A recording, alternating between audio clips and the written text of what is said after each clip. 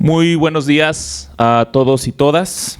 Me da muchísimo gusto darles la bienvenida en nombre de la Universidad Iberoamericana Torreón y de la licenciatura en Derecho a esta entrevista en vivo titulada La evolución del derecho en México, retos y oportunidades.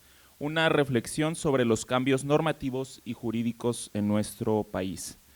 Primeramente quisiera agradecer al ministro Javier Lainez Potisek. Es un honor contar el día de hoy con su presencia a uno de los ministros y juristas más destacados de nuestro país, el ministro de la Suprema Corte de Justicia de la Nación, Javier Lainez Potisek. Bienvenido, ministro.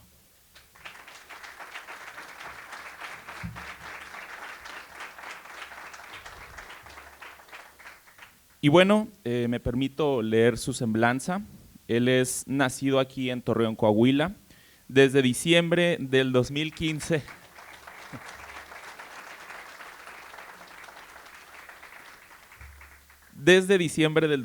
fue ratificado por el Senado como ministro de la Suprema Corte de Justicia de la Nación. En enero del 2019 fue designado como presidente de la segunda sala del máximo tribunal, cargo que desempeñó por el periodo de 2 años. Es licenciado en Derecho por la Universidad Regiomontana con maestría y doctorado en Derecho Público por la Universidad de París.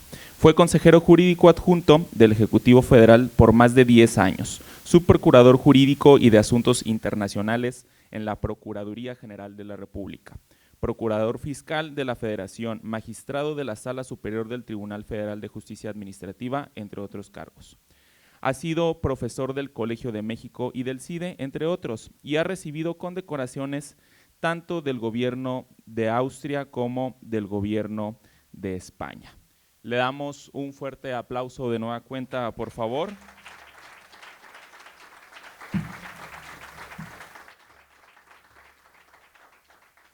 Créanme que para nuestra comunidad universitaria es motivo de especial orgullo recibir hoy a un torreonense que ha contribuido al desarrollo jurídico de México desde los más altos espacios de decisión y reflexión constitucional.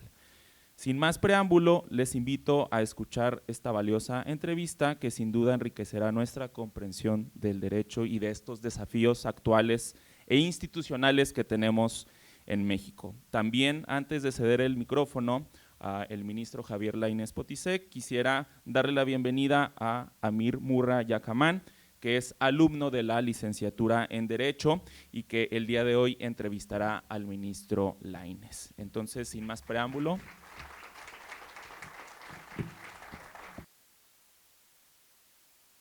Sin más preámbulo, damos inicio. Muchas gracias.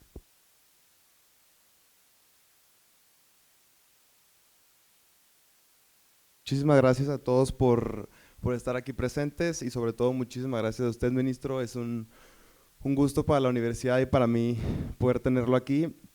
Son de esas experiencias que uno nunca olvida en su vida. Hay trayectorias que no solo se describen en el currículum, sino en el tiempo.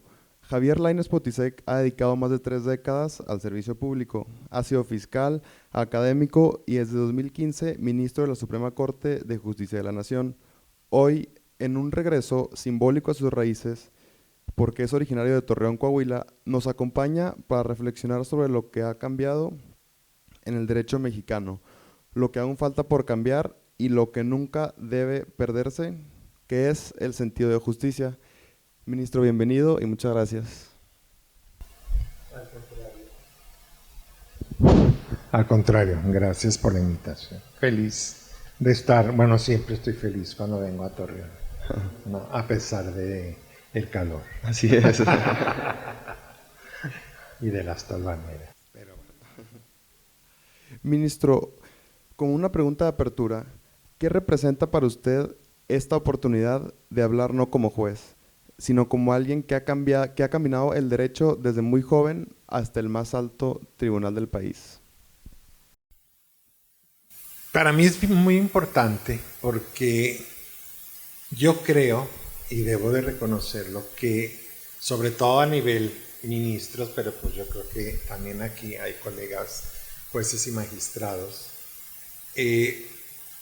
nunca tuvimos la oportunidad de acercarnos muchísimo más a la gente y de explicar qué es lo que hacemos, qué es el Poder Judicial, por ejemplo, qué es el juez o qué es el servicio público, de una manera directa con los jóvenes, ¿no? Yo creo que, y eso yo luego les digo, no es culpa de nadie, simplemente cuando nosotros estudiamos Derecho, pues se nos inculcaron ciertos principios que debe de seguir un juez, reglas no escritas, pero sí de ética, como la prudencia, como la no estridencia, como la de no estar en los medios, como la de ese juez que está pues en su oficina estudiando. Y aún en la parte social tiene que ser prudente, ¿no? Y lo digo porque así es, ¿no? Un juez o un ministro de la corte, cuando le invitan a una boda, tiene que evaluar de quién es la boda, quiénes van a asistir, porque tiene que tener cuidado en la imagen. O sea, es lo privado y lo público que se cuida. Entonces, eso fue lo que nos inculcaron.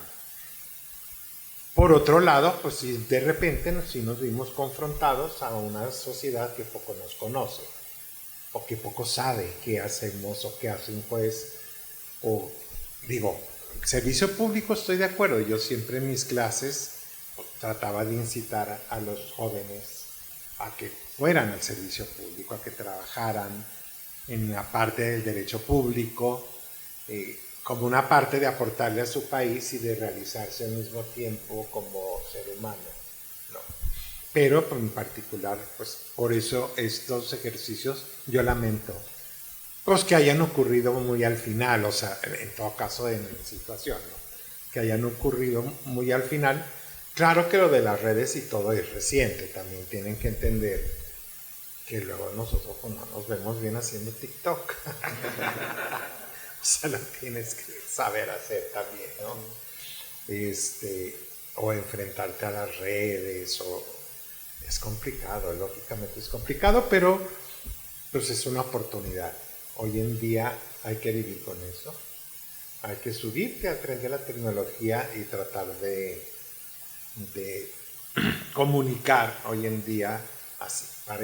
Por eso para mí es muy significativo, ¿no? Las primeras veces que me decían un podcast, yo haciendo un podcast, o sea, ¿qué es? Primero explíqueme, no, que fulanito y tiene tantos seguidores y todo.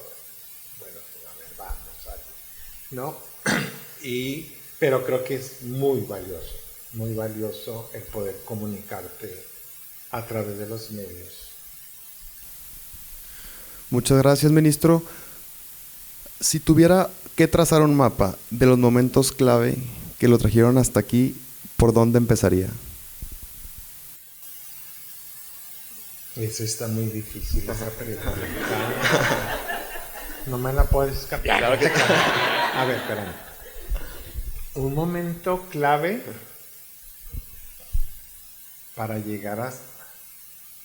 No sé, es muy difícil contestar, porque cada etapa ha sido muy distinta, ¿sí? Lo que yo sí siempre tuve claro, y esa es una opción, desde que yo estudié en Monterrey, entiendan que cuando yo acabé prepa en Torreón, en la prepa La Salle, no había estas opciones educativas, porque no había dinero, no había TEC, no había... O sea, estaba la UAC, y yo no digo que tuviera que ser privada la universidad, pero la UAC Unidad Laguna, en esa época, pues la verdad que no, ni te la recomendaban, ¿no? Los propios profesores. Entonces, o te tenías que ir a Saltillo o a Monterrey, ¿no? Que es donde... Entonces, por eso... Yo, como muchos de mis amigos de la prepa y amigas, pues nos íbamos a Monterrey, ¿no? Por eso no estudié aquí.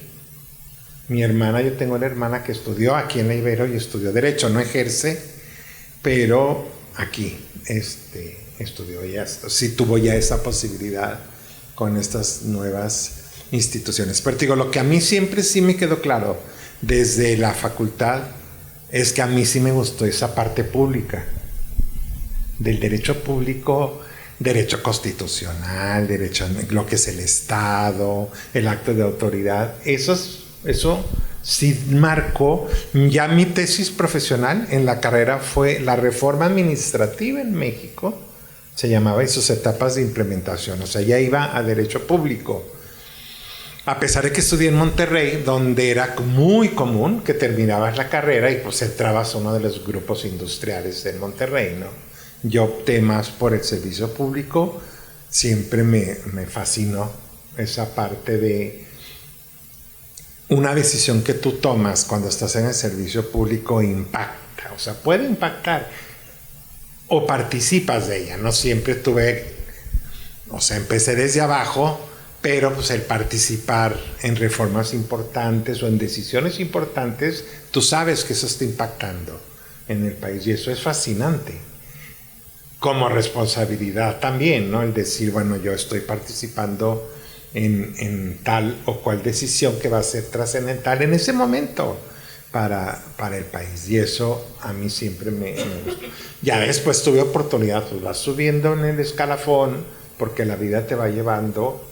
Yo nunca me imaginé estar en la PGR, nunca, ni era mi objetivo.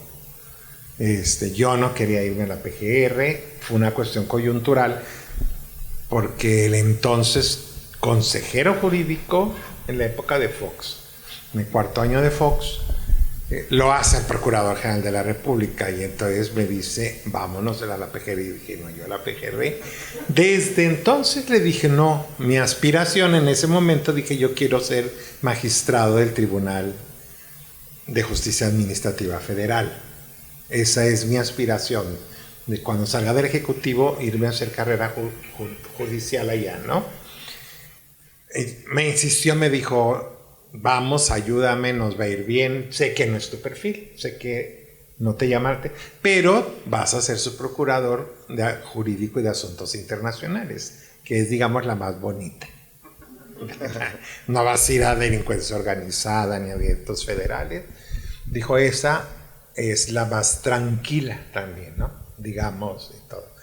Sí es cierto, aunque tenía el área de extradiciones, que es un área pues peligrosa y delicada, porque pues lógicamente al crimen organizado no le gustan las extradiciones. Pero bueno, para decirte cómo el destino te va llevando, no lo van a creer que fue, o sea, fascinante. O sea, los 2 años que yo pasé como su procurador jurídico, la agenda que tenemos con Estados Unidos. Desde entonces no era el fentanilo, era la efedrina y pseudoefedrina, como drogas artificiales que estaban entrando a Estados Unidos vía México. O sea, era otra, pero digo, siempre la problemática del narcotráfico en sus diferentes aspectos, ¿no? Pasando ya de las drogas naturales como la cocaína.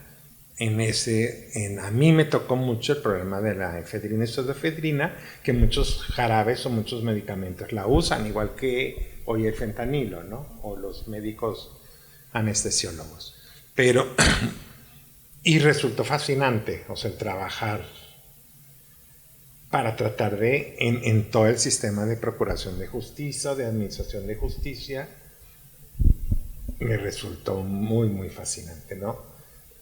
Fue una experiencia que duró 2 años porque en eso cambia, gana Fox, Calderón las elecciones y me regresan a la Consejería Jurídica del Ejecutivo. Estuve 1 año más y luego ya me nombró procurador fiscal, ya en Hacienda. Pero, o sea, para decirte cómo pues, si te va marcando, para mí es muy difícil decir en qué momento llegué. Lo que sí puedo decir es que para mí no fue una ambición de origen. Yo tuve la suerte de participar en el grupo redactor de la reforma judicial de 94, ¿no? Yo era director de área, o sea, tampoco tenía un puesto de responsabilidad, pero sí ahí conocí a Cosío, al ministro Cosío. Gómez Montt era representante del PAN en ese grupo, o sea, ese grupo que se formó para redactar la reforma que crea la carrera judicial. En el 94, ¿no? Y desde ahí pues empecé a especializarme más en todos estos temas sin imaginarme nunca que yo iba a llegar a ser ministro, nunca en el momento, y yo te puedo decir que tampoco lo ambicionaba yo estaba tan contento en el Ejecutivo y en las diferentes instancias donde yo trabajé. Eso se fue gestando mucho más adelante. Pero entonces no hay un punto en específico. Yo creo que fue la suma y de siempre decir, esto es lo que a mí me gusta, ¿sí? La parte pública, el derecho público, y ahí. Ministro, en tiempos donde el cinismo hacia el servicio público es común, ¿qué le responde a ustedes, a aquellas personas del servicio público que dudan de su valor? Del valor del servicio público. Así es. No, bueno, yo te diría, lógicamente, a ver, claro que es una cuestión de si tiene un gran valor, porque yo creo que depende. O sea, yo siempre he dicho, si México tuviera otro tipo de servidores públicos, la mayoría tiene muy buenos servidores públicos, pero si su mayoría fueran como son los buenos, el país sería distinto.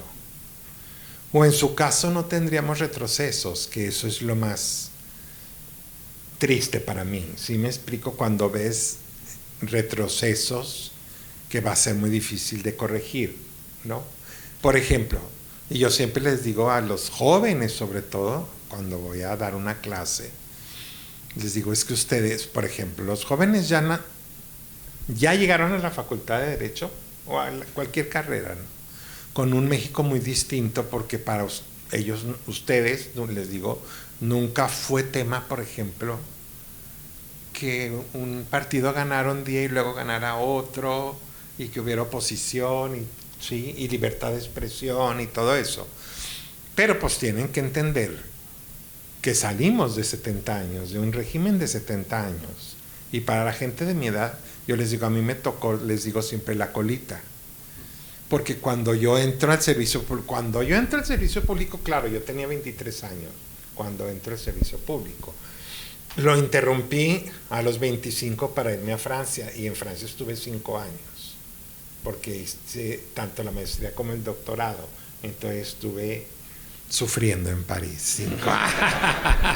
5 años, ¿no? Y regresé ya otra vez a integrarme al servicio público, ¿no? Pero yo les digo, esa parte donde nos tocó vivir el fin del régimen de partido único o dominante, fue sumamente valioso el ver los valores que se deben de desprender. Les digo, ustedes, por ejemplo, cuando yo estudié constitucional en Monterrey, dije, ¿cómo? O sea, ahorita lo recuerdas. Y tú estudiabas constitucional y hablabas de la separación de poderes y los contrapesos y Montesquieu, y bueno, estudiabas y pasabas tu examen y te iba muy bien, pero salías del salón y sabías que eso no era real. O sea, era una república ficción como que vivíamos en lo natural. O sea, sí era la parte de ficción que estudiábamos. Y para decir, sí, formalmente hay 3 poderes y la separación y la independencia, en la realidad no era así, ¿no? Era un país donde podías vivir muy feliz siempre y cuando no te pusieras al régimen. Por eso la libertad de expresión pues estaba controlada, ¿no? Lógicamente, yo insisto, a mí me toca al final, afortunadamente, de ese régimen, y cuando el país empieza por la sociedad, no fue una decisión de nadie, ¿sí?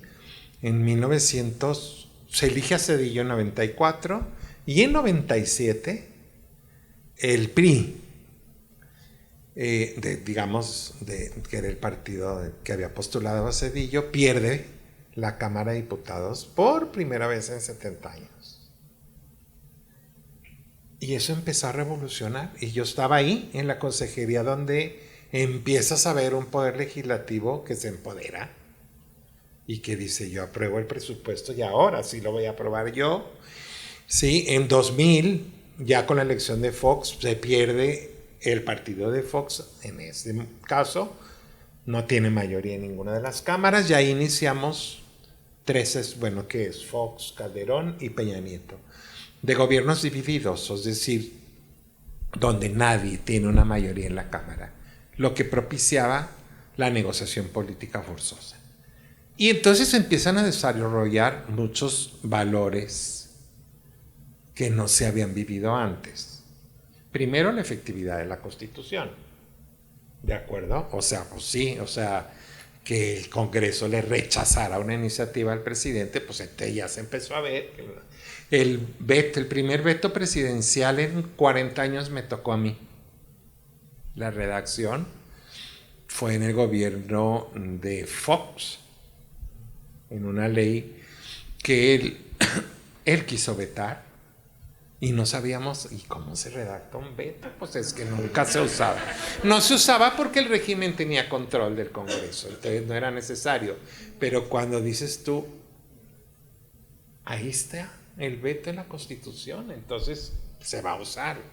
Lógicamente, si ya está habiendo contrapesos, las instituciones empiezan a funcionar. Y entonces, pues el primer veto, después vetamos el presupuesto del presupuesto de egresos, y en fin, se empiezan a dar toda una serie de equilibrios institucionales. Al mismo tiempo, se crea en 2001, se vota la primera ley de transparencia, con el entonces IFAI, que curiosamente el IFAI nace muy incipientemente, pero mucho más fuerte de lo que hoy quedó. O sea, el INAI tardó 14 años en ser un órgano autónomo y en explayar todas sus facultades como una auténtica Contraloría. No nos hemos dado cuenta como sociedad lo que estamos perdiendo ahí. O sea, los ciudadanos todavía no captan. Para mí esa pérdida es tan grave como la del Poder Judicial.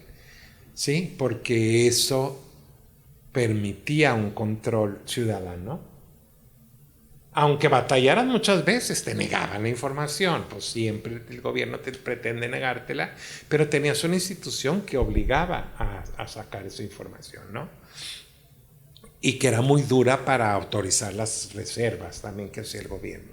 Entonces, estas instituciones se crearon en toda esa época mucho por el empuje social, ¿sí? Por la necesidad de seguridad jurídica, y se dieron estos contrapesos, ¿no?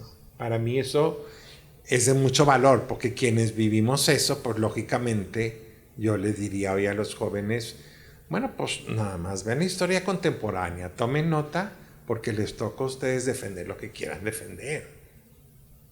En realidad, piensen, ¿sí? Yo no invito a nadie ni a ser opositor, ni a ser pro, ni nada. Simplemente en que sobre todo los jóvenes, digo, porque yo ahora me voy a reinventar. Está bien, ¿no? Pues cuántos me reinvento, me pongo a dar clases y se acabó. Pero yo a los jóvenes les digo, pues a ustedes les va a tocar que esos retrocesos no se vuelvan a dar, porque tardamos 70 años. Muchos de ustedes, desde luego tú no lo viste, pero así era. Así era. Entonces, eso para mí es bien importante, como valor en el servicio público. En el servicio público. Y ahí también, fíjense, cuando pierde el PRI, por primera vez en 70 años, que llega Fox, yo estaba en Consejería Jurídica y yo decía, no, pues van a llegan los panistas y me van a correr porque creen que yo soy priista. Pero yo nunca fui priista. Yo nunca me inscribí en el partido, no me interesa la política. Digo, me interesa en cuanto a ejercer mis derechos, pero yo no voy a estar en ni uno me convence, ni uno, como para que yo me sienta motivado. Pero yo decía, bueno, no me corrieron. Y entonces seguí con el PAN y luego regresó el PRI y tampoco me corrió. O sea, lo que te quiero decir, en el momento, varios funcionarios públicos como yo decíamos, es que no, somos como de carrera. Nosotros estamos aquí porque nos gusta, que estamos comprometidos con el servicio público, independientemente de cómo esté. Pero nos preguntamos, híjole, ¿y ahora qué siga? ¿A poco ya vamos a tener que definirnos políticamente? Y no, al contrario, como que también en la administración pública federal se empezó a dar una especialización. Se empezó a ver mal que llegara un secretario y barriera. Ya al menos conocían a la gente. ¿Sí me explico? Se dieron cuenta que no son Superman, que tienen que llegar y aprender donde sea. ¿Sí me explico? Y entonces yo dije, este es el camino correcto. La administración, claro, también yo muy influenciado pues, por lo que yo viví en Europa, ¿no? Pues una administración pública hipertécnica, cambiaba el gobierno y a nadie corrían, porque no se podía. Y entonces esas cosas, imagínate, en mi época yo decía, ¿cómo? O sea, sí, tienen permanencia, porque son de carrera.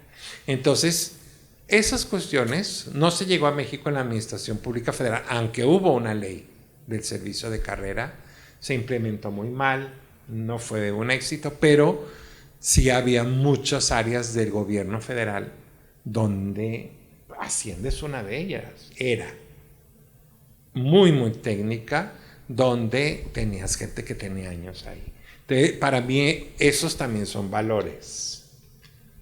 Porque si eso se rompe, y ahí nadie ya se le iba a ocurrir decirte, estás obligado a votar por tal, o tienes que ir a tal meeting, estaba prohibidísimo. O sea, sí se logró que no se les ocurriera a alguien invitarnos a alguna concentración o algo, pues porque le iba muy mal y era causa de responsabilidad, ¿no?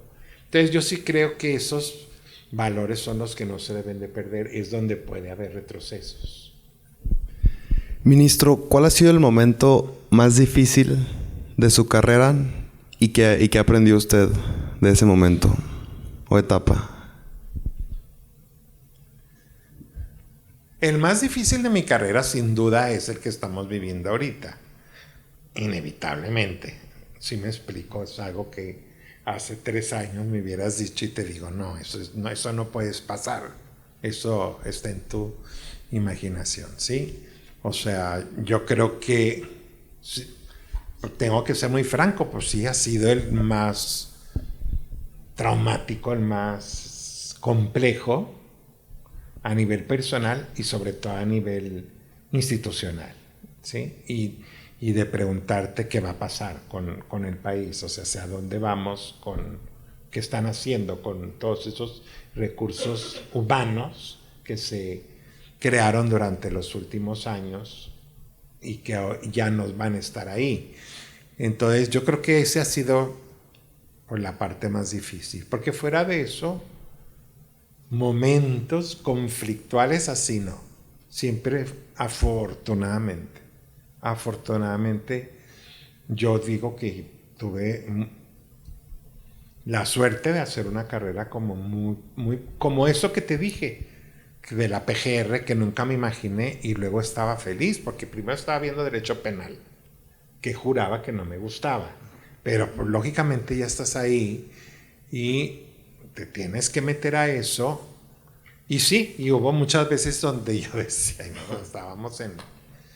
había un procurador en Estados Unidos, en la época de Bush, que era de Texas. Entonces, cuando nos invitaba a las reuniones, ¿dónde va a ser? En el aeropuerto de Houston. En el Hotel Hilton del aeropuerto de Houston. Ay, por Texas. Ay, no, nos hubiera tocado un procurador, no sé, de Seattle, o sea, de verdad, ¿no? De Boston, o sea, una parte bonita. Dije, pues cuando iba a Monterrey yo cruzaba a comprar. En la época que no había tratado, entonces pues cruzabas a comprar en Reynosa y en Laredo, ¿no?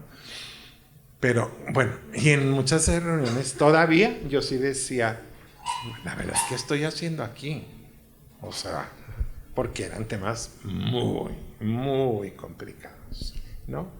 Entonces sí hubo ese tipo de situaciones muy, muy complejas, pero siempre enriquecedoras. Para mí así ya traumáticas de crisis, yo no recuerdo una en particular, o sea, sino esta última en realidad. Ministro, usted ha sido parte de las decisiones históricas de la Corte. ¿Cómo se vive el momento en que una resolución puede cambiar la vida de miles de personas? No duermes. Es real, no duermes. Efectivamente, porque los asuntos que ves, no solo en la Corte, porque, por ejemplo, y hay que decirlo, un juez de distrito tiene una responsabilidad brutal. Yo no fui juez de distrito, pero los veo a las juezas y jueces y dicen, no, eso sí es.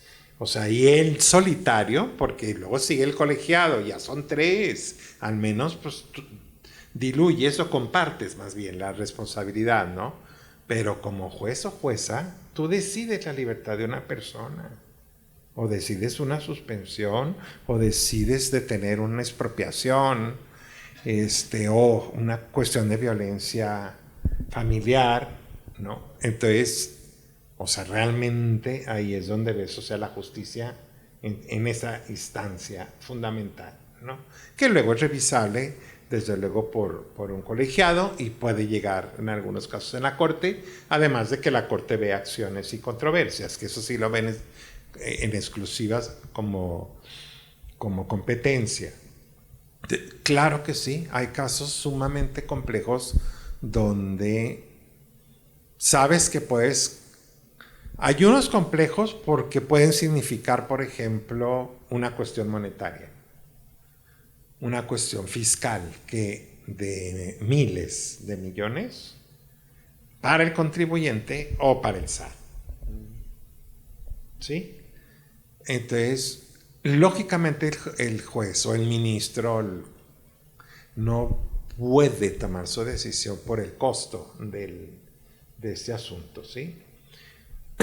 Hace tiempo en una discusión, y lo puedo decir porque fue pública, totalmente pública la discusión, pero alguna de los miembros del Pleno pidió que para un asunto tomáramos un poco más de tiempo porque se requería saber cuánto era el costo. Y yo dije, ¿cómo? O sea, ¿cómo que cuánto cuesta? Le dije, este es un estudio ¿es inconstitucional o no? La norma cueste lo que cueste. Claro, no somos caballitos de las carreras. Claro que estamos conscientes de lo que me estás preguntando. Pero eso va a formar parte de tu decisión. O sea, tú no puedes decir, como cuesta mucho, entonces niego el amparo. Como cuesta poco, pues no importa. Dije, no. Le dije, además, a mí ya me lo dijo 20 veces el SAT. Lógicamente, las audiencias, me dijo, ministro, esto representa. ¿Sí? Pero también me lo dijo el contribuyente. ¿Sí? Entonces, sí hay asuntos muy complejos en esa parte, por ejemplo, donde sabes que.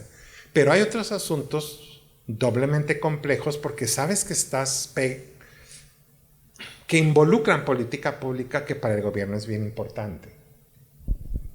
Y también sí es difícil, o sea, sí los vives con mucha tensión. De verdad, cuando te digo, a veces no duermes porque si dices, ¿cómo votaré mañana? Ya lo estudiaste, ya lo tienes todo, dices, yo estoy convencido de esto, pero pues siempre es complejo cuando esa sentencia va a tener un impacto muy, muy fuerte, ¿no? Si vamos a votar en contra de la reforma energética, pues sabíamos lo que nos esperaba, ¿no? O sabías que iba a tener trascendencia en cualquier sentido. Y entonces es complejo, pero precisamente el juez, la jueza tienen que tener la fortaleza necesaria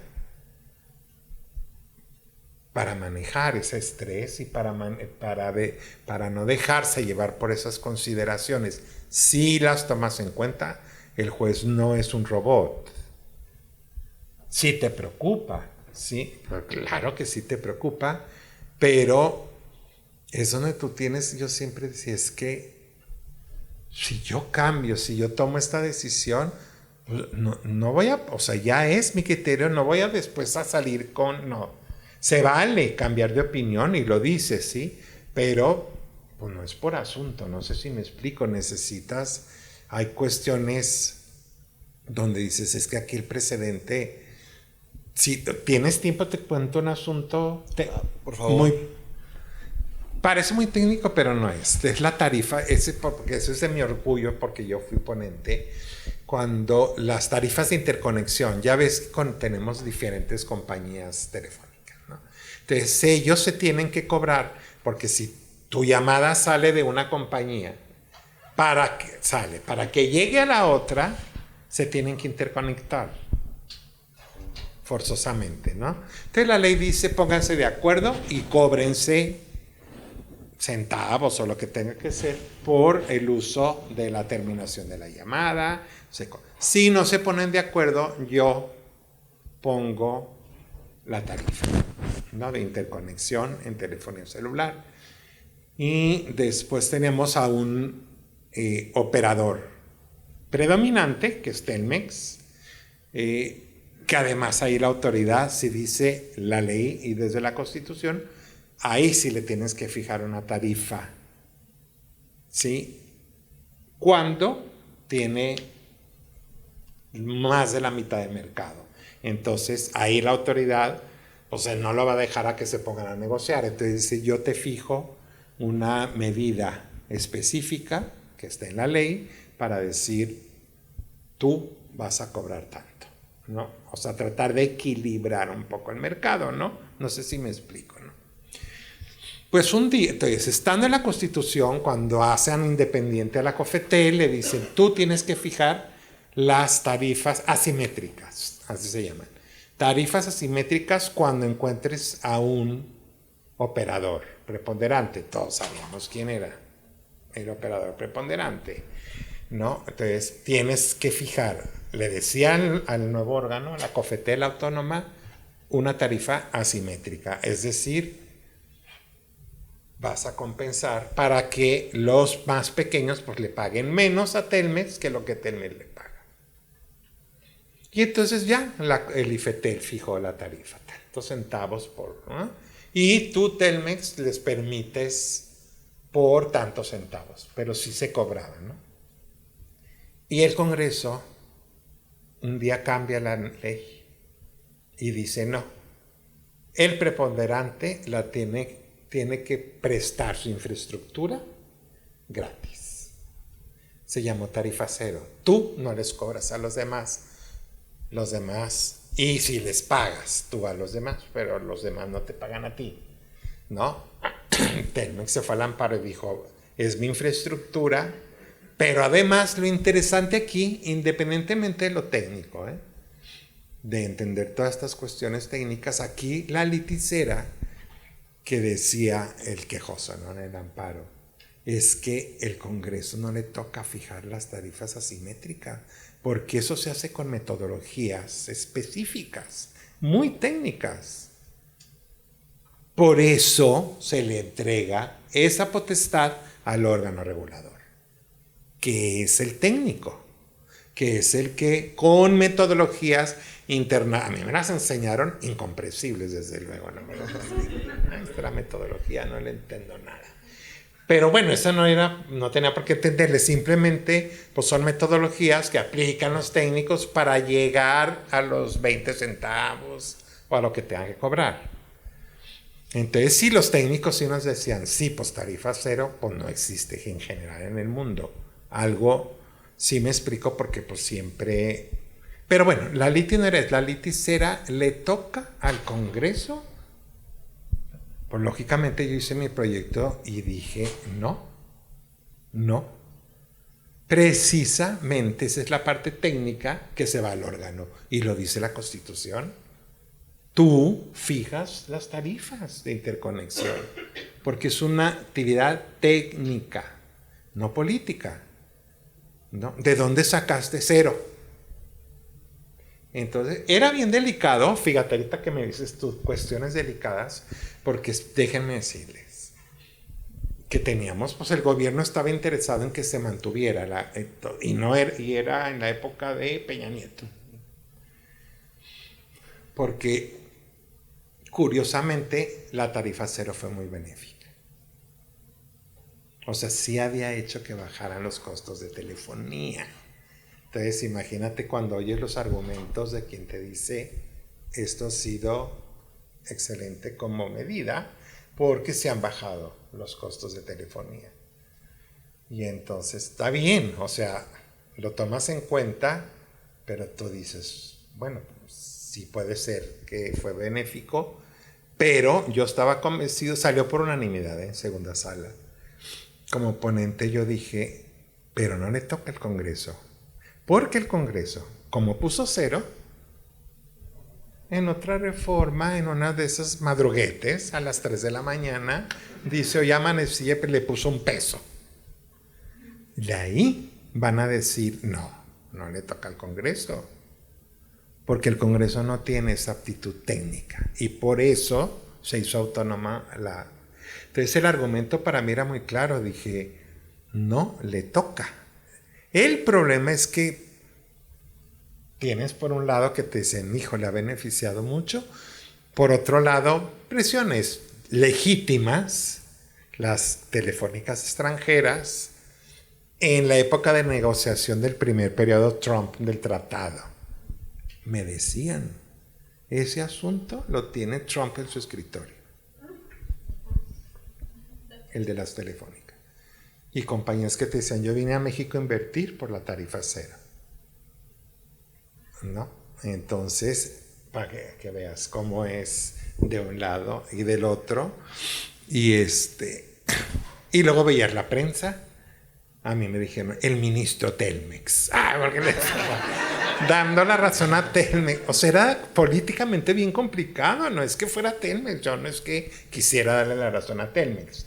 Sino que dijimos, el problema es que si nosotros decimos, está bien, con diferentes consideraciones, interpretamos que estuvo bien lo que hizo el Congreso, ya es el precedente. A la hora que cambie la tarifa, van a venir a decirnos exactamente lo contrario. Entonces, no es el asunto en particular, es el precedente. Estamos analizando cuáles son las facultades de un órgano regulador autónomo. Es una cuestión de a quién le toca. Pero la decisión era particularmente complicada por todo ese universo. Ya en las audiencias, yo les decía, y en Estados Unidos, ¿quién fija las tarifas? Pues no era el Congreso, ¿no? O les decía, pues sí, pero el día que el Congreso mexicano pues se levanten, le dije, yo negocié tantas leyes con el Congreso y a las 3 de la mañana venía el gol. Ya aprobaron una reserva. ¿Cómo? Sí, ¿cuánto cuesta la reserva?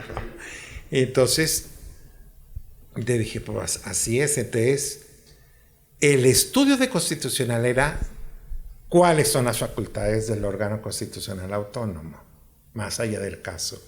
Pero en fin, se definió así. O sea, le dimos la razón a Telmex para que veas cómo puede ser complicado en todos los sentidos. Lógicamente me revolvió el estómago que me dijeran eso cuando pudo haber sido Telmex o cualquiera, pero dices, bueno, pues ni modo, ¿sí? Ese es un asunto técnico, hay otros más complicados. El aborto fue uno de ellos, porque también tienes muchísima sociedad civil en contra, y a las iglesias en contra. Y a veces al Estado mismo en contra, ¿no? Entonces, por eso te digo que tienes desde asuntos técnicos como la tarifa cero, que no se preocupen porque ya después dijimos, no, le toca al IFETEL. Y yo puse una veladora, le dije que ponga la tarifa cero. El IFETEL. Por favor, pon la tarifa cero. No la puso en cero. Ellos mismos decían, es que no hay tarifa cero, no puede. O sea, por metodología no, aunque sea un costo. Sí puso el costo, acuérdense que él ya lo había puesto, No más que el Congreso luego reformó y dijo, no, es cero. Pero el IFETEL sí había creado una tarifa simétrica. Acá la modificó, bajó y luego ya nos dijeron, ya no tiene tanta importancia porque es cuando todos estábamos usando WhatsApp. Entonces dijeron, ya no importa tanto, porque ya no es tanto el costo, porque el WhatsApp es otro. Bueno. Es un ejemplo técnico, pero tienes de los otros, un ejemplo social como la interrupción del aborto, y tienes muchos otros que políticamente afectan, como el votar en contra de la reforma energética. Ministro, ¿hay alguna otra sentencia que igualmente lo haya tocado, pues en lo personal, más allá de lo jurídico? ¿Alguna otra? Sí. En la reforma de derechos humanos de 2011, que fue trascendental, y también hay cuidado que no vaya a haber retrocesos, porque jueces, magistradas, magistrados, ministras y ministros en la Corte, creo que exponencialmente sí se dio un avance fundamental a través de esa reforma. Juzgar con perspectiva de género, por ejemplo, que todos tuvimos que aprender. ¿Qué es juzgar con perspectiva de género? No es porque sea mujer una de las partes, sino qué es y en qué asuntos tú puedes incluso reinterpretar normas procesales porque estás juzgando con perspectiva de género, ¿no? Si te doy un ejemplo, una persona embarazada, trabajadora en una empresa, curiosamente estando embarazada, renuncia. Ella demanda el despido injustificado y dice, César, me hicieron firmar la renuncia, que es algo, teoría de la realidad, muy común en México. Segundo, una mujer en la teoría de la realidad va a renunciar estando embarazada. Puede ser una opción, sí, ¿no? Pero en la mayoría de los casos, pues no, es cuando más requiere su trabajo. Entonces, eso te permite decir, no, aunque procesalmente la renuncia haga prueba, en este caso no es suficiente. No es suficiente. Entonces tienes que reinterpretar para decir, el empleador, tú me tienes que acreditar que eso fue voluntario, no ella. O sea, en otro juicio normal laboral, pues tú dices, ya está la renuncia, ¿sí? Es un ejemplo de cómo puedes llevarte eso, ¿no? De los casos que a mí me hayan marcado, y fue el de yo creo que dos. Uno, una menor de edad que fue violada y además el producto de la violación venía con malformaciones muy graves. Entonces, ella tenía, fíjate, no era ni siquiera una interrupción por el derecho a decidir, sino las causales permitidas, digamos, por la ley, como para aquella, ¿sí? Bueno, nunca pudo interrumpir. Bueno, sí, lo interrumpió, pero ahorita les digo cómo. Cuando nos llegaba el juicio de amparo, era una violación a sus derechos durante todo el tiempo. No le permitieron en hospitales públicos, ¿no? La revictimización ante el Ministerio Público para demostrar la violación, y después ya en un hospital público ya estaba para practicar la operación, que siempre, ¿no? El comité de ética del hospital dijo que no, entonces la bajaron otra vez a todo. Y finalmente, de verdad, venía un juicio que decía, bueno, pues a estas alturas, o ya interrumpió o ya nació. Entonces, pues ahí concluye el juicio. Técnicamente, sí. Así hubiéramos actuado los jueces y magistrados antes. Con la reforma de derechos humanos tú dices, no. O sea, no puede ser que toda la violación sistemática de estos derechos humanos queden sin consecuencia. Aunque ya luego nos enteramos que interrumpió, tuvo que ir a la Ciudad de México, donde estaba permitido, ¿no? Entonces sí fue de los casos donde tú dices, híjole, ¿qué efectos le damos al amparo? Como para proteger, como para que la autoridad sea responsable, los médicos, o sea, las instituciones de salud de lo que sus médicos hicieron, ¿no? Entonces, esos son casos como que sí te marcan, que eso es lo triste porque muchos luego la sociedad no sabe todo lo que hacíamos porque teníamos muchos casos de eso. Una menor, mujer, indígena y con discapacidad. O sea, todos los... exactamente, o sea, todo el grupo vulnerable como mujer, como menor, como indígena y como persona con discapacidad. Y por lo tanto requería ir al sistema de educación especial en la SEP. Pero entonces en su escuela ya no la aceptaron porque en una comunidad indígena rural dijo no, porque requiere educación especial, pues a 200 kilómetros la siguiente. Entonces no es reinterpretar, darle contenido a los derechos para decir no es ella la que se va a adaptar, eres tú, escuela, la que te tienes que adaptar a las necesidades de ella.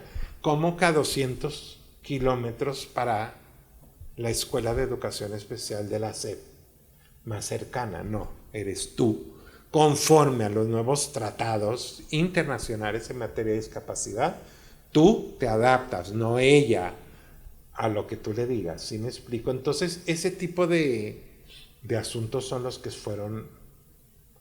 han sido interesantes y que siguen llegando. Ministro, ¿qué ha aprendido de sus colegas ministros y cómo se construye el consenso?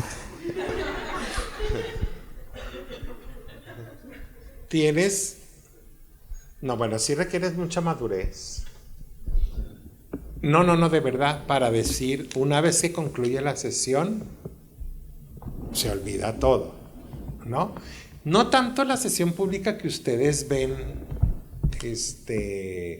en la tele del pleno, ¿no? Yo siempre les digo, el pleno es como un elefantote blanco que se va moviendo, ¿ven? Porque déjenme decirles también, eso es, para mí, que sean públicas y televisadas, que es nuestro orgullo, porque no todos los países, yo creí que éramos el único. Ahora estuve en Brasil hace 3 semanas, en Brasilia, y también ellos transmiten, yo no sabía, pero que sí, también transmiten y son públicas, puede entrar la gente.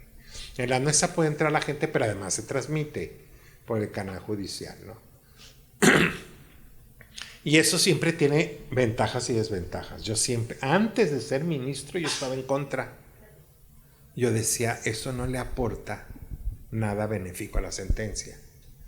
¿Por qué? Porque no hay un verdadero debate. Es muy difícil entre 11 con la cámara enfrente. ¿Por qué? Porque ahí, aunque puede pasar, pues tú no le puedes decir a alguien, te equivoques, estás mal, o sea, se te olvidó esta jurisprudencia. ¿Cómo? Imagínate, le dices eso, pues no. Tendrías que decirle, creo que deberíamos de tomar en cuenta esta otra jurisprudencia. ¿Sí me explico? Probablemente. ¿Qué sesión le dirían? Ni siquiera viste esta jurisprudencia, esa ya ni... ¿Sí me explico? Entonces, desventajas van de mérito de un debate mucho más enriquecedor que fortalezca la sentencia, ¿no? Porque es muy protocolario. O sea, porque tienes que guardar formas, porque todo. Lo que no pasa en sala. En sala es pública la parte donde leemos los resultados, pero 4 horas antes tuvimos todo el debate y es muy distinto. Porque ahí sí puedes decir, me equivoqué. Yo lo puedo decir en el pleno también, perdón, sí, no me equivoqué. El problema es que la tercera que lo diga van a decir, ese ministro no sabe nada, ya lleva 3 que se equivoca. ¿Sí me explico? Entonces, eres muy valorado también por lo que haces en el pleno y lo que dices. Y dejas a un lado a veces la sentencia. Entonces tiene desventajas. El consenso, ¿cómo se logra? Tienes el proyecto, tratas de convencer, pero tienes que saber que si no lo logras, saliendo de ahí, tienes que tener la madurez para decir no pasa nada. Y eso puede ser complicado, ¿no? El decir no pasa nada, ya terminó la sesión, no compartí tu punto de vista y vuelta a la página, ¿no? pero el consenso, todo depende. Y aquí hay magistrados de colegiado, también va a depender de colegiado, como en la corte va a depender de las salas. Habrá ministras o ministros con los que puedes platicar previamente y decir tú cómo ves este punto, cómo ves este. ¿Sí me explico? Otros no.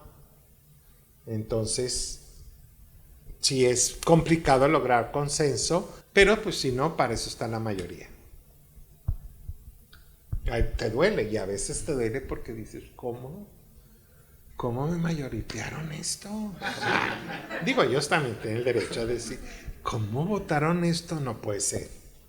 No puede ser. Y entonces pues, ya te queda tu voto particular para decir, estos se equivocaron. Con más diplomacia, pero bueno, ya quedó por escrito. No puedes decir, yo no comparto ese criterio. ¿Cómo desecharon ese? O sea, ¿cómo no va a haber constitución? En fin, suele ser complicado, pero tienes que tener la madurez para decir, bueno, pues sí, me mayoritearon y creo que fue un error. Ministro, usted ha dicho que la propuesta, ahora pasando al tema de la reforma al Poder Judicial, usted ha dicho que la propuesta de elegir jueces, magistrados y ministros por voto popular no es buena para el país. Ya nos platicó un poquito en el inicio de esta charla sobre ese tema, pero ¿qué está verdaderamente en riesgo con esta idea? Para mí con esta idea está en riesgo el equilibrio y los contrapesos, que curiosamente están muy ligados. No piensen nada más en los contrapesos. Ay, el presidente o la presidenta contra la corte o el legislativo contra esos contrapesos. Sí es cierto, sí se dan. Sobre todo cuando les declaras inconstitucional una ley y pues no les gusta, y bueno, es cierto, ¿no? Pero cuando yo digo contrapesos del poder, no es nada más con esos casos y esas acciones de inconstitucionalidad entre poderes, o una controversia del municipio de Torreón contra el gobierno estatal, ¿sí me explico? Todas bien interesantes, pero cuando yo te digo los contrapesos, no solamente para mantener la forma democrática de gobierno. Bueno, vamos al caso de los 70 años. Si me explico, ya vivimos lo que es no tener contrapesos. ¿Sí? Y lo que le costó a México no tener contrapesos, ¿no? Y lo que se vivió. Entonces, esa parte de que está en juego la democracia misma, el sistema democrático, cuando pues, puedes tener aniquilado a un poder fundamental, el que fuera, también el legislativo. Para mí ahorita el legislativo, él solo ha decidido no ser un factor de equilibrio, porque cuando yo veo que mandaban ciertas iniciativas y decían no le muevan ni una coma, yo digo, yo aunque fueras legislador de Morena, me sentiría ofendido. ¿Cómo que no le muevo? Es mi labor. Voy a apoyar desde luego las políticas del Ejecutivo porque creo en él, porque soy parte de ese partido. Eso es otra cosa, pero no le muevan ni una coma, que no hay cuestiones que corregir, que negociar, que aceptar de la oposición, de los demás.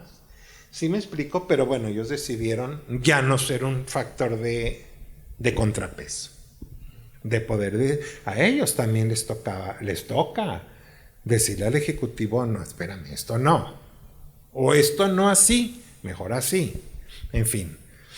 Pero volviendo a lo del Poder Judicial, te digo, me preocupa eso, pero a mí me preocupa también la parte de derechos humanos. ¿Por qué? Porque en los juicios, por ejemplo, de amparo, en el Poder Judicial Federal, tú siempre vas a impactar en una política pública. Siempre. Entonces, si el juez no tiene la autonomía y la independencia para emitir una sentencia o una suspensión, aunque no le guste al gobierno, porque impacta en una política pública, pues menos derechos humanos va a poder proteger. ¿Sí? ¿Por qué?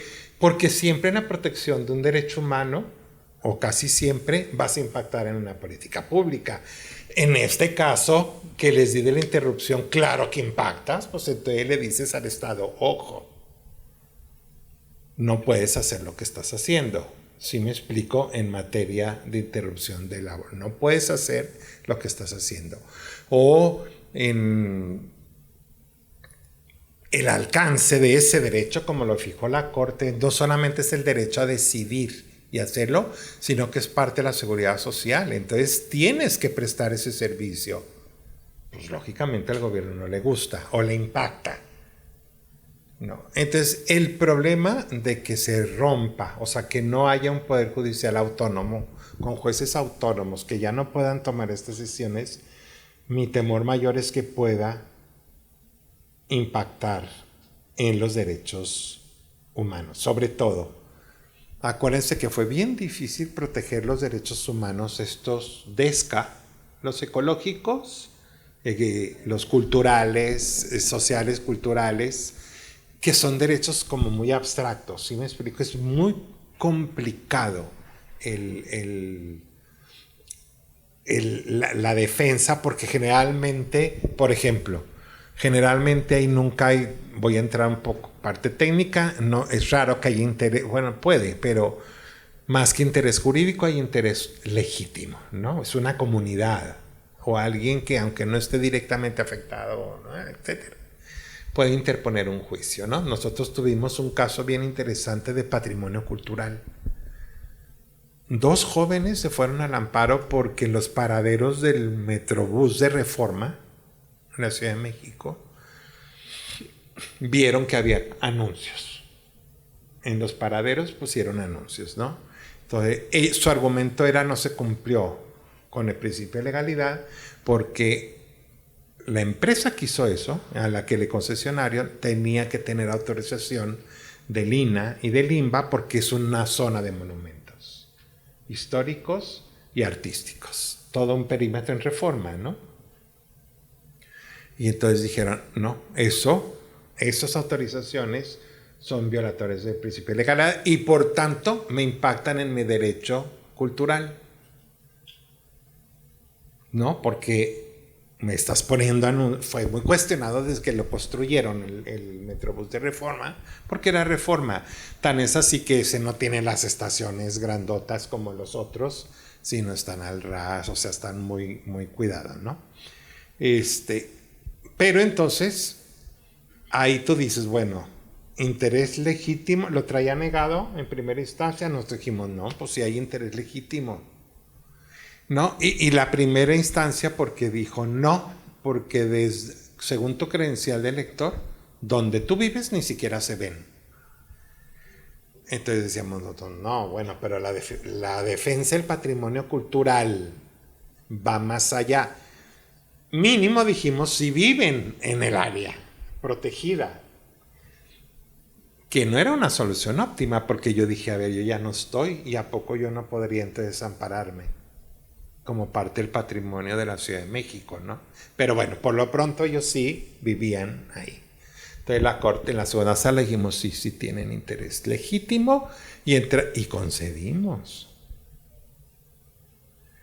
Si ustedes ven, en conceder el amparo para decir, tienes razón, esa autorización que diste se cae. ¿Por qué? Porque tienes que consultar al INAH y al INBA, que hacen los estudios pertinentes para ver si se autorizan o no.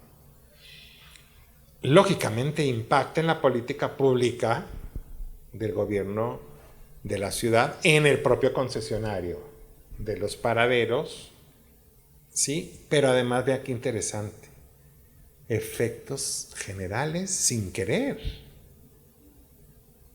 O sea, otra vez analizas el principio de relatividad porque dice, esa sentencia en realidad está beneficiando a todos. Pero no hay de otra manera. La otra sería negar, porque tengo que limitarme al principio de relatividad en el amparo, no así en la acción inconstitucional, pero en el amparo sí, pero entonces niegas.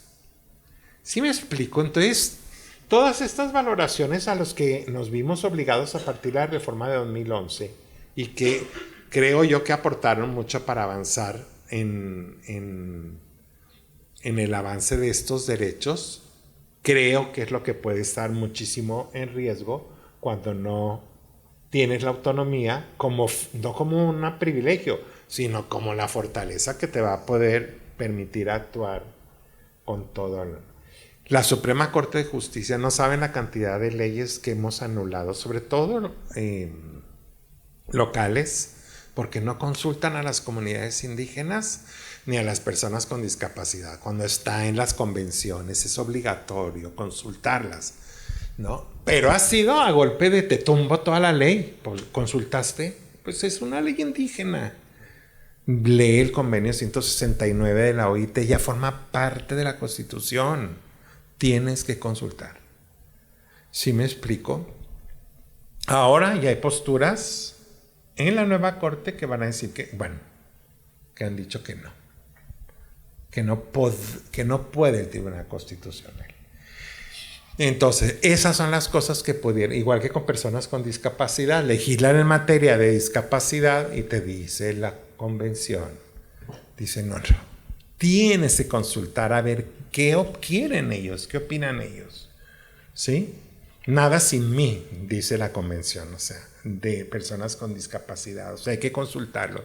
No se consulta, la corte dice, ve y consulta. Mientras, esto es inconstitucional. ¿Sí me explico? Esos son los tipos de cuestiones. El revisar el proceso legislativo. Hay posiciones todavía en esta corte que ya dijeron que no. ¿Cómo? ¿Y si no hay quórum? Entonces, esas son mi preocupación concreta, es como que íbamos avanzando en una vía de cómo proteger esos derechos. Reconozco que tenemos que tener también la capacidad de autolimitarnos, de entender que tu sentencia impacta en la política pública y cómo lo puedes hacer. Por ejemplo, cuando también en la segunda sala determinamos por primera vez en la historia que el personal doméstico tenía derecho al seguro social. Con texto expreso en la Constitución, la ley decía, eso es voluntario. Con texto expreso. Entendimos la problemática tremendamente compleja.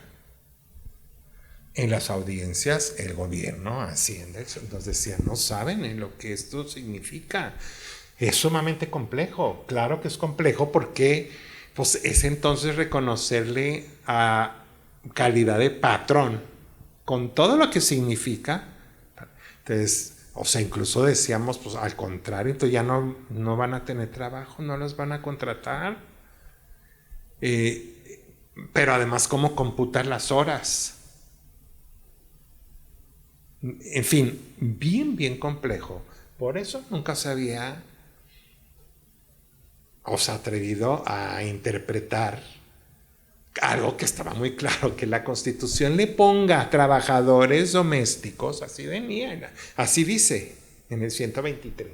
Y la Ley Federal del Trabajo, la de eso dije, ese régimen es voluntario.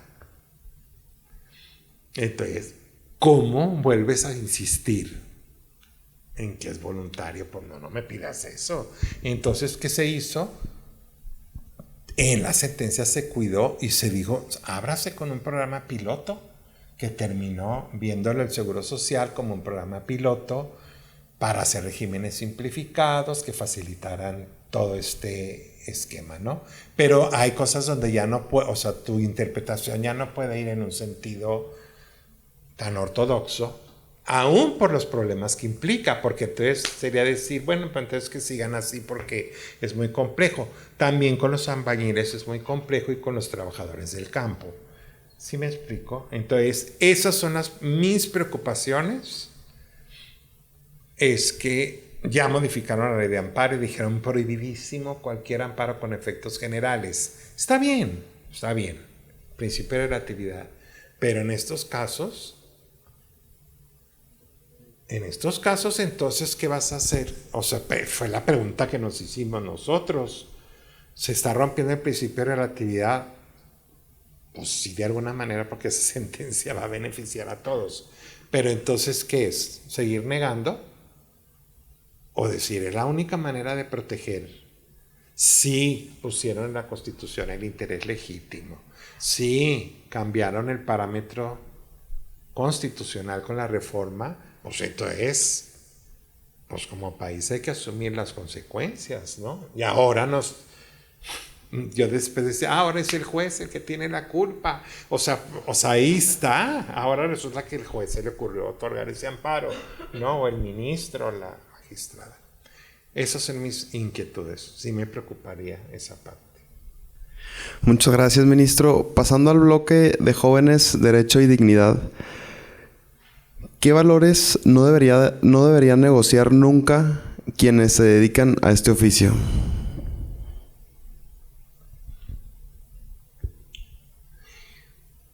Pues primero, yo creo que fundamentalmente la honestidad. ¿Sí? La honestidad, tanto en el sentido como la entendemos ordinariamente, como honestidad profesional. Nunca sacrifiques tus valores, ni por conveniencia, mucho menos por dinero. ¿Sí? O sea, guíate por tu convicción, buscando, te puedes equivocar, ¿no? Si eres, por ejemplo, juez o los jóvenes, ¿no? Claro que te puedes equivocar, pero que sea por equivocación y nunca por cualquier otro factor que incida. Eso puede ser complicado, pero tienes que mantenerte siempre en esa línea. Siempre tienes que mantenerte en la línea de decir, no, o sea, eso está fuera de mi órbita. El recibir dinero, el recibir consignas, el ayudar a alguien por algún interés en particular, el pasar por encima de alguien para llegar a donde quieres llegar, también es un valor que, desde mi punto de vista, nunca se debe sacrificar. Nunca pases por encima de alguien para lograr tus objetivos. Y nunca hagas algo de lo que te arrepientas. Yo creo que eso es lo que yo nunca sacrificaría. O sea, el decir, ¿no? Muchas gracias.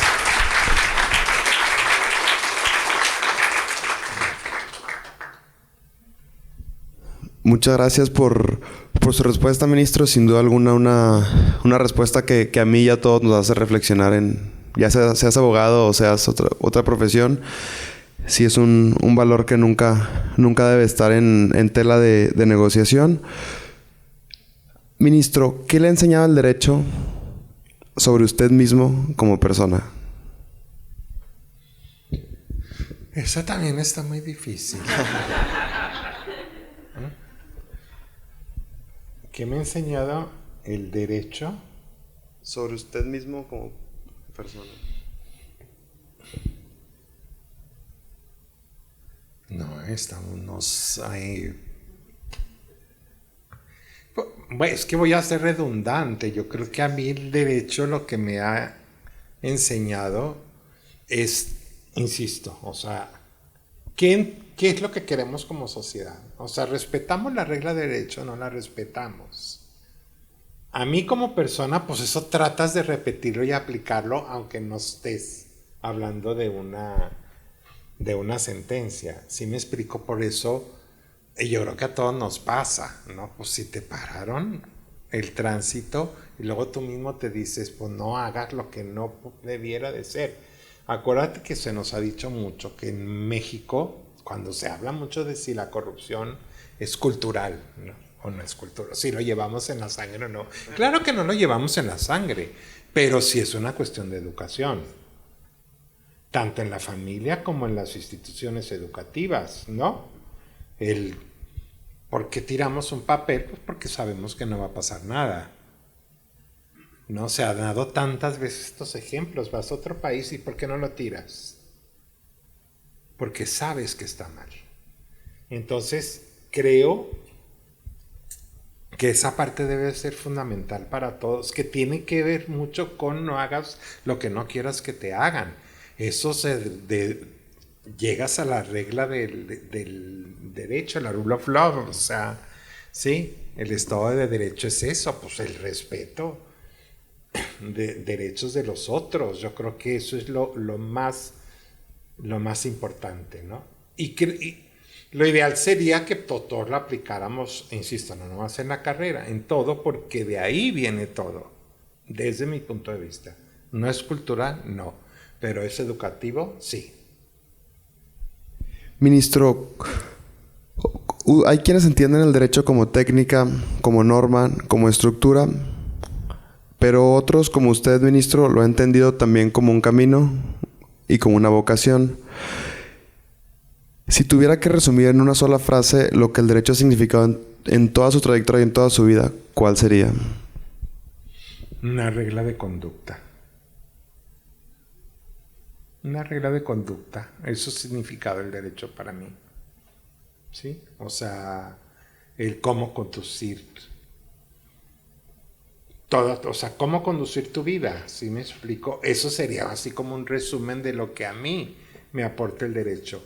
Por eso luego los abogados sí, nos dicen que somos muy muy racionales en ese punto, ¿no? Hay cosas, por ejemplo, en esta reforma que yo no puedo entender en mi racionalidad que puedan considerarse buenas y que se diga que son buenas cuando es totalmente irracional. O sea, no lo concibo, ¿sí me explico? A lo mejor es mucho, insisto, la formación jurídica o de abogados de cómo lo que es el Estado de Derecho, respetar, pero es algo que cuando yo te digo, ¿cómo me vas a convencer que puede ser mejor una elección a un sistema de méritos? Ante la evidencia internacional que es aplastante y que dice exactamente lo contrario. ¿Sí me explico? Yo siempre les digo, pues porque existe, esto sería como que nos pudieran ahorita a elegir a los embajadores en lugar del sistema exterior mexicano, que tiene una fama mundial de ser muy profesional, y dijeras tú, no, lo dije yo desde la primera vez que fuimos al Congreso, o a los profesores de primaria y de secundaria, y que dijeron vamos a votar por... No, Estado, tu obligación es capacítalos. Hay funcionarios, en todos los estados hay funcionarios que no se eligen y hay poderes que no se eligen. Eso no los hace menos democráticos. Simplemente no se eligen porque es incompatible con la elección. Por razones evidentes, ¿sí? La elección compromete, la elección te hace buscar apoyos, el sistema de carrera no. El sistema de carrera te hace invertir en ti mismo, en deber tus logros a tu mérito y tus ascensos a tu mérito, lo que te hace poder decir o hacer a un lado las presiones, o al menos tener más fortaleza para resistir las presiones, ¿sí? Ante esa lógica, para mí es muy, muy difícil pensar que alguien siga creyendo que esto es bueno. Se me hace muy difícil. Muchas gracias, ministro. Don Javier Lainez, ¿algún mensaje, ya sin una pregunta concreta, que usted le quiera dirigir más que nada a los jóvenes de Derecho que están por graduarse o que decidieron que esta fuera su carrera y su vocación? Sí tengo un mensaje. O sea, lo pensé mucho porque en estas últimas veces que yo he estado así en eventos y en las universidades y todo, yo les decía el otro día, es que ahorita yo no soy muy atractivo como invitado, porque voy a ser muy pesimista cuando me preguntan qué sigue, ¿no? Y le voy analizando ahora que llego a Torreón y que veo aquí como los resultados y todo. En este circuito no quedó ni un solo candidato de los que ya estaban, o sea, los internos, cero. Entonces, cada día te vas enterando y te dices, ya vimos las irregularidades y todo, pero dices, ¿cómo va a funcionar esto? Entonces, ¿cómo va a funcionar? ¿no? Y luego yo decía, bueno, la mitad se queda hasta 2027. No, no es cierto. O sea, ya no hay aliciente para quedarte. Ya no hay. Primero, los que se queden, pues va a llegar el nuevo colega que no sabe nada. Ahí, si me explico, a todo. Ya estará en ti si le vas a dedicar pues para enseñarle o para eso. No, puede tener un equipo. Es cierto que los equipos pues nos apoyan, eso es una realidad. Pero hay un juez o un magistrado que no revise. En mi ponencia no se enlista un asunto que yo no haya revisado, aunque tenga brillantes abogadas y abogados. Hoy en la mañana, para listar, hoy es viernes, hoy se lista hasta las 3 de la tarde. Lo que no mandemos hoy se va a tardar, en lugar de 2 semanas, como 3 semanas, porque ya no lo puedes listar hasta el otro viernes. Entonces a las 7:30 me habló mi coordinador, ministro, qué pena, pero tiene que revisar. Ya se hicieron las modificaciones, un proyecto que usted ahí lo tiene en la nube, en el iPad, pero nos tiene que autorizarlo en cualquier momento antes de las 3 de hoy. Ay, le dije, ya voy a levantar a tomar un café. Ay, ahorita te hablo. A ponerme, era poquito los cambios que ella había pedido.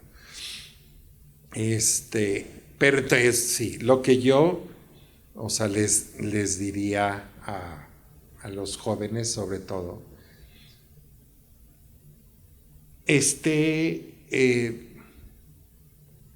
perdón, te decía, estoy convencido.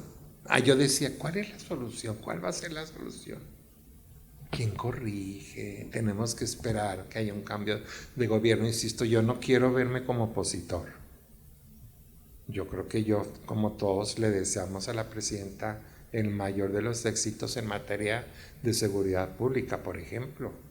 No creo que nadie deseemos que le vaya mal. Le va mal ahí en eso, pues nos lleva a la trampa. O en los embates que tenemos con Estados Unidos en este momento, pues digo, a todos nos duele y nos da coraje, ¿no? Lo que nos está pasando. En este punto yo sí difiero totalmente en este punto en específico, ¿no? Pero bueno, lo que yo decía, ¿qué tiene que pasar para corregir el camino? Yo ahorita soy pesimista, yo no veo cómo el experimento puede salir bien. Y si sale bien, va a salir a lo mejor en 10 años, porque ya me di cuenta que estaba oyendo a algunos consejeros del INE que dijeron la elección de 2027 va a ser peor. ¿Por qué va a ser peor? Porque ya no es solo de funcionarios judiciales, ahí vamos a ir a votar por la Cámara de Diputados y a nivel local, no sé, gobernadores o presidentes. O sea, esa ya entra en los partidos. Dice que ya se supone que no entraron, ¿no? Pero allá ya entran, es política, ¿no? El propio INE dijo va a ser inmanejable. Si esta fue compleja, ahora agrégale las elecciones ordinarias intermedias en 2007. Te pones a pensar y dices, no hombre, pues aquí hubo acordeones, ahora imagínate en 2007. No, o sea, van a estar más sofisticados todavía como para que no se tarde la gente. En fin, yo no veo cómo puede, por eso te digo que luego puedo ser muy negativo, pero digo, es que quiero ver cómo, ¿no? Pero luego te digo, les pregunto a mis colegas, bueno, tuvieron ustedes 2007, ganaron tiempo. Bueno, pues ¿cómo en 2007 voy a elección? Voy a pasar por la misma fuerza. Voy a campaña, aunque no me guste. Voy a una campaña, a hacer campaña y TikToks y todo lo que tienen que hacer, ¿no? Que ya vimos que no sirvió. Finalmente. Entonces tienen que de aquí a 2007 buscar el acordeón ganador. No, puede costar, puede no costar. Hay muchas evidencias de costo. ¿Sí me explico? Entonces yo veo eso, yo digo, pues yo había dicho, bueno, al menos en 2007, pues no. Además de que estos van a estar trabajando con los nuevos de aquí a 2007. ¿no? Entonces, pero bueno, para resumir, yo dije, ¿de dónde va a poder venir un cambio? Ya me convencí que va a tener que ser de la sociedad ahorita. Mientras no aparezca por ahí, déjenme decirles porque voy a mencionar a Fox. Porque el movimiento Fox fue el que sacó al PRI de Los Pinos después de 70 años. ¿Sí me explico? En su momento, pues fue un movimiento que permeó, que despertó a la sociedad y dijo basta. ¿No? Si lo hizo bien o mal es otra cosa, pero en el momento, pues sacó al PRI de Los Pinos. Entonces, o esperar un líder así, que surja y todo y que aglutine una opción distinta o equilibrante o algo. Mientras eso no pase, yo digo, pues esas mareas que vimos, la marea rosa y o sea, eso, yo digo, va a tener que venir de la propia sociedad y sobre todo de los jóvenes. O sea, ustedes, a mí, tienen que decidir qué México quieren. Y ustedes tienen que decidirlo y ver qué riesgos tenemos ahorita. Igual pueden decir, no hay riesgos y me convence, está perfecto también. Pero sí que reflexionen y revisen historia contemporánea de México. O sea, ¿qué pasó? ¿De dónde venimos? ¿Sí me explico? Yo te lo acabo de decir, para mí la pérdida del INAI es tan grave como lo que pasó con el Poder Judicial. ¿Sí me explico? A mí me tocó esa primera ley de transparencia. No había ley de 2001 de ley de transparencia. Y yo, estando en Ejecutivo, vi cómo cambia totalmente. Te lo juro. Porque ahora estás tú en tu escritorio y dices, esto me lo pueden pedir. Entonces tienes cuidado. O sea, dices, esto ya me lo pueden pedir. Más si tienes un órgano fuerte que te dice, eso no lo puedes reservar. No, yo iba y me peleaba, con siendo procurador, con el IFAI dentro. ¿Por qué no me dejan reservar esto? ¿Sí me explicó? Con buena intención. No, porque no puedes reservar todo el expediente. No, se reservan documentos, no expedientes. ¿Sí me explicó? Yo lo viví y así discutía, pero acataba. ¿No? Después todo eso se fue poniendo en ley, de la prueba de daño. Cuando yo iba y me decía, es que la prueba de daño, tienes que hacer una prueba de daño con esta metodología. ¿Dónde está eso? Yo le decía, pero ¿eso dónde está? Pues no estaba en la ley, eran metodologías. Yo dije, metodología, pero nosotros queremos reservar todo el expediente. No puedes. En fin, bien interesantes, o sea, institucionales, las disputas. Todo eso luego lo pusieron en ley. Ahora tienes que hacer la prueba de daño, si no puedes reservar. Porque si no, la autoridad siempre está reservado. No, hay una metodología con prueba de daño, y si no la pasas, el INAI te lo abre. Entonces, ¿por qué les digo esto? Entonces, tienen que ver, eso va a desaparecer, ya desapareció. Y esa era una contraloría social bien importante. Porque yo supe de mucha gente y muchos de los grandes escándalos en México, no más en estos gobiernos, sino en los anteriores, se conocieron gracias a información obtenida ahí. Sí, claro, de verdad. El Toallagate de Fox. No. Y yo dije, yo he ido a Pinos, nunca he visto esas toallas tan caras. ¿Dónde estarán? Por más que pedí, voy a ir a pasar al baño. Ay, yo nunca he visto las toallas. No. Sí, eso fue solicitud de transparencia. Después resultó que era una tontería. Agruparon una partida con muchas compras y le pusieron toallas. Entonces aparecían unas toallas carísimas. Cuando yo, estando en el jurídico, le digo aquí, ¿qué pasó? Dijo, no, pues es que ahí está, pero le pusimos toallas. Le dije, pues con razón. El escándalo se hizo. ¡Qué bueno! Sí me explico, todos decíamos, ¿dónde estarán esas toallas? Igual Martita ya las guardó. Para que no las veamos, no las ensuciemos. Pero, entonces, ese tipo, o sea, eso ustedes lo tienen que decidir, Amir, en serio. Porque ustedes pueden estar perdiendo eso que costó años. Entonces bastan ustedes decidan qué México quieren. Yo ya me voy. ¿Sí me explico? En serio. Pero ustedes tienen que decidir, o esa sociedad que sí vimos que se puede movilizar, yo ahorita si me preguntas digo, por ahí tiene que venir.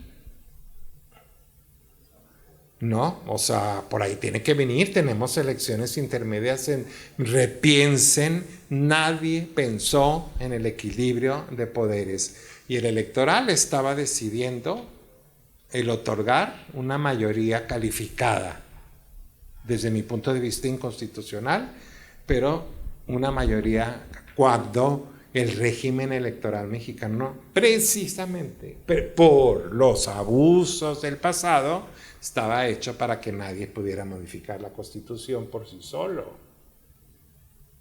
Entonces, yo sí creo, eso es lo que yo les diría a los jóvenes. Piensen por cuál es el país que ustedes quieren y cómo lo quieren ver y qué es lo que tienen que exigir y que la sociedad se organice. Yo ahorita no veo otra salida porque por los partidos vimos que están pasmados, o sea, lógicamente, y no veo un cambio próximo. Insisto, yo no estoy diciendo vamos contra el régimen de Morena, no.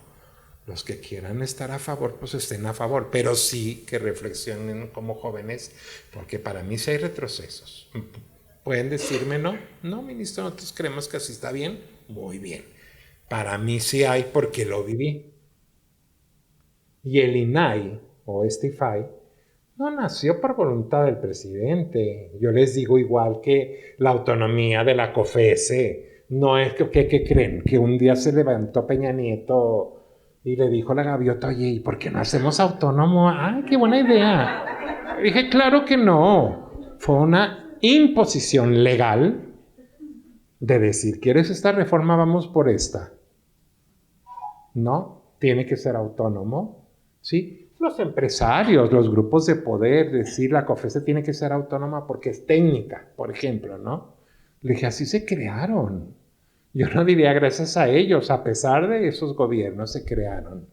Y mucho fue la sociedad que empujó, una sociedad más alerta para que esto se lograra. O sea, el INAI, la época del INAI, la oposición era PRI-PRD.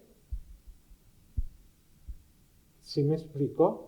En la época de Peña Nieto, pues eran PAN, Morena, o PAN, PRD. ¿Sí me explico? Entonces, esos son lo que yo les diría a los jóvenes. Pónganse a ver qué país quieren. Mientras no veamos otra salida, les va a tocar decidir qué país quieren antes de que sea muy tarde. Ministro, muchas gracias por las valiosas aportaciones que nos dio a lo largo de la entrevista. Para la universidad y para mí no tenemos palabras para describir lo que significa su presencia en esta universidad. Desde todos los bloques de cómo empezó en la carrera de Derecho, por qué decidió estudiar Derecho, su opinión acerca de la reforma al Poder Judicial, y también todos los puntos que nos dijo aparte de su paso por la Corte. Le quiero agradecer muchísimo por el tiempo que me dedicó a mí, el tiempo que nos dedicó a todos. Y es un día viernes 13 de junio que nunca se me va a olvidar a mí, y estoy seguro que a los que están aquí tampoco se les va a olvidar. Y como le dije al inicio, pues para mí, un estudiante, y para los estudiantes esto es muy, muy valioso, y muchas gracias por su entrevista. Está aquí en su casa. Gracias.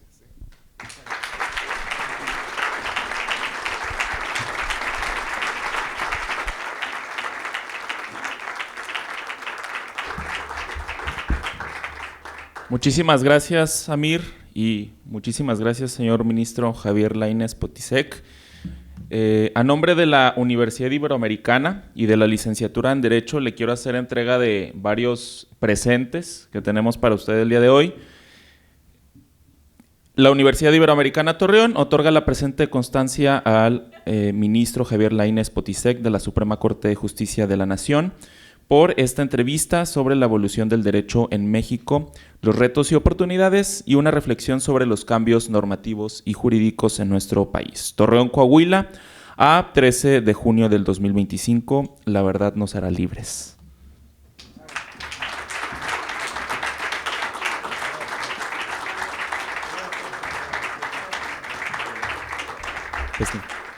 Le quiero entregar varios obsequios y ahí es donde quiero que mi amigo Beto Vidaña nos ayude con la foto. Primeramente es un termo para su colección de termos, para el calor. Este libro de 40 años de la Universidad Iberoamericana Torreón. También 40 años ya. 42 de hecho. Así es, 82. Pues este libro más especial. Y este es el más especial de los regalos, que es el lobito Quino, la mascota de la universidad. Mucho cariño.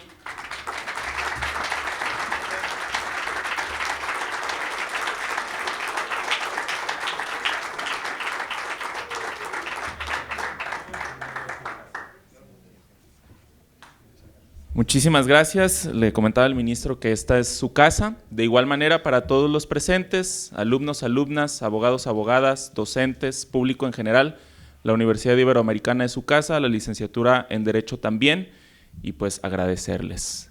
Y bueno, que tengan bonito viernes. Muchísimas gracias. Aquí estaremos.